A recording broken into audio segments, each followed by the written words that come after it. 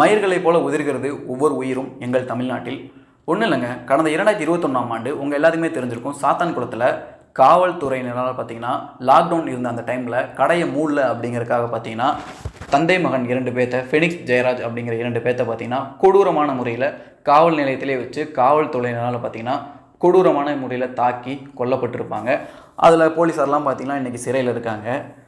அப்போதைக்கு பார்த்தீங்கன்னா திரையுலகினர்கள் எல்லாருமே பார்த்தீங்கன்னா அந்த சூர்யாவாக இருக்கட்டும், இல்லை சமுத்திரக்கனியாக இருக்கட்டும், இல்லை சத்யராஜா இருக்கட்டும், இந்த மாதிரி பல நடிகர்கள் பார்த்தீங்கன்னா கொந்தளிச்சாங்க, தன்னுடைய ஆதங்கத்தை தெரிவித்தாங்க.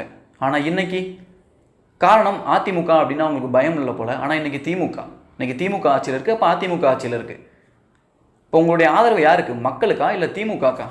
நான் ஏன் இப்போ திரையுலகங்களை குறிப்பிட்டு நான் ஏன் கேட்குறேன்னா, அன்னைக்கெல்லாம் வாய் திறந்தாங்கல்ல எல்லாரும், அன்னைக்கெல்லாம் பயப்படாமல் பேச தெரியுது. ஆனால் இன்றைக்கி ஒரே ஒரு இளைஞர் நகையை திருடிட்டான் அப்படிங்கிறனால பார்த்தீங்கன்னா அவனை அடித்து கொண்டிருக்காங்க.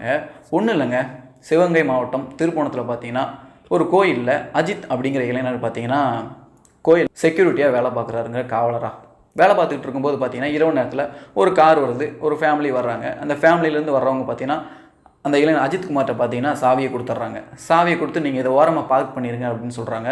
இன்னொன்று, அவருக்கு அந்த வேலையே கிடையாது. அவர் நினச்சிருந்தா என்னால் பார்க் பண்ண முடியாதுன்னு சொல்லியிருக்கலாம். சரி, ஏதோ உதவி பண்ணணும் அப்படிங்கிறனால பார்த்தீங்கன்னா அவங்களும் காரை பார்க் பண்ணுறதுக்காக சாவியை வாங்கிட்டார்.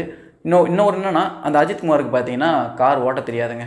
அதனால் தன்னுடைய நண்பர்கிட்ட பார்த்தீங்கன்னா அந்த சாவியை கொடுத்துட்றாரு. அவரும் பார்க் பண்ணிவிட்டு மறுபடியும் வந்து சாவியை கொடுத்துட்றாருங்க. இதுதாங்க நடந்திருக்கு. ஆனால் அந்த பெண்மணி கோயிலை முடிச்சுட்டு வெளியே வரும்போது, சாமி கும்பிட்டுலாம் வரும்போது என்ன சொல்கிறாங்கன்னா, காரில் 10 பவுன் நகை இருந்ததாகவும் அந்த நகையை இப்போ காணான்னு சொல்லியிருக்காங்க. காணான்னு அங்கே இருக்க போலீஸ்காரங்க எல்லாத்தையும் சொல்லணுமே, அதாவது காவல்துறையினர் சொல்லணுமே பார்த்தீங்கன்னா இந்த அஜித்குமார் அவர்களை முறையற்ற விசாரணை பண்ணியிருக்காங்க. அதாவதுங்க, அந்த அஜித்குமார் அவர்கள் நகையை எடுக்கலைன்னு சொல்கிறாங்க. அப்படியே அவர் எடுத்து வந்தாலும் அவரை அடிக்கிறதுக்கு யாருங்க உரிமை கொடுத்தது? அப்புறம் எதுக்குங்க சட்டம்? அப்புறம் எதுக்குங்க நீதிமன்றம்? அப்புறம் எதுக்குங்க விசாரணை? ஒரு கொலை பண்ணணுன்னே இங்கே யாரும் கொலை பண்ணுறது கிடையாது. நகையை திருடிட்டான் அப்படிங்கிறனால கொலை பண்ணணுமா?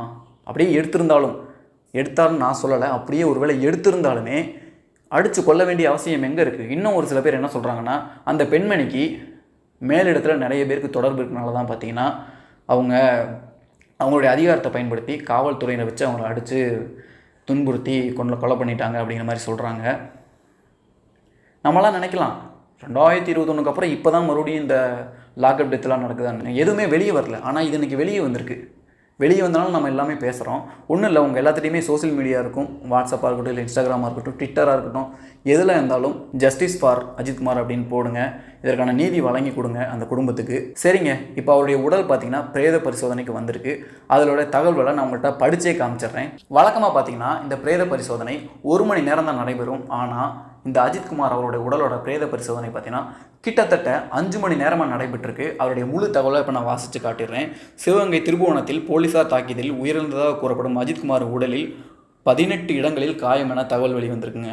போலீசாரால் தாக்கப்பட்டதாக கூறப்படும் அஜித்குமார் உடல் ரீதியாக சித்திரவதை செய்யப்பட்டு கொலை செய்ததற்கான ஆதாரங்கள் உள்ளதாகவும் அந்த உடலில் தெரிய வந்திருக்கு.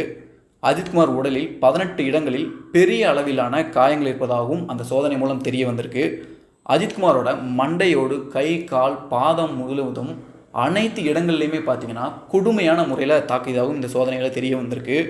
உடலின் வெளிப்புறம் மட்டும் இல்லாமல், அதாவது உடலின் வெளிப்புறம் மட்டும் இல்லாமல் உள்பகுதியிலையும் பார்த்தீங்கன்னா இரத்த கசிவுடன் கூடிய காயங்கள் இருப்பதாகவும் அந்த சோதனையில் தெரிய வந்திருக்குங்க. இல்லைங்க, என்னங்க காரணம்? இவெல்லாம் மனுஷங்க தானே. விசாரணை நடைபெறணும். ஒருவேளை அவர் எடுத்திருந்தாருன்னா முறையான விசாரணை நடைபெற்றிருந்தால் தெரிஞ்சிருக்கும். ஆனால் இன்றைக்கி கொண்டுட்டாங்களே, அந்த நகை எங்கே போச்சுன்னே தெரியலையே. ஏன்னா அடிக்கிறவங்களுக்கு தெரியாதாடா அவன் சாவானா சாக மாட்டான்னு? அந்தளவுக்கு மோசமான ஒரு மிருகங்களா நீங்களாம்? இப்போ நம்ம ஏன் இதெல்லாம் நம்ம பேசுகிறோன்னா, நாளைக்கு நமக்கு கூட நடக்கலாங்க. இந்த வீடியோ பார்க்குற உங்களுக்கு கூட நடக்கலாம். ஒவ்வொரு நாட்டில் காவல்துறை எவ்வளோ சிறப்பாக செயல்படுறாங்க. அதாவது வெளிநாட்டிலலாம் பார்த்தீங்கன்னா காவல்துறை ஒருத்தவங்களை அரெஸ்ட் பண்ண போகணுன்னா வாரண்ட்டோடு தாங்க போவாங்க. ஆனால் நம்ம தமிழ்நாட்டில் அப்படியா? போலீஸ்காரங்க கூப்பிட்டோன்னே நம்ம போயிடுறோம். அரசியல்வாதிகளுக்கு அந்த மாதிரி இல்லை. நம்மள மாதிரி பொதுமக்கள் காவல்துறையினர் கூப்பிட்டோமே நம்ம போகிறோம், அவ்வளோ நம்பிக்கை வச்சு போகிறோம், நமக்காக அவங்க நிற்பாங்க அப்படின்னு. ஆனால் இன்றைக்கி அடித்து கொண்டிருக்காங்களே. இந்த காவல்துறையினர் நல்லவங்களும் இருக்காங்க, இந்த மாதிரி கொடிய மிருகங்களும் இருக்காங்க. அவங்களுக்கும் குடும்பங்கள்லாம் இருக்கும் தானே. இதை பற்றி நீங்கள் என்ன நினைக்கிறீங்க? இந்த சூர்யா, கார்த்தி, சமுத்திரகனி, சத்யராஜ், தயவுசெய்து அப்புறம் நக்கீரன் கோபால் இவங்கெல்லாம் வாயை திறங்கடா.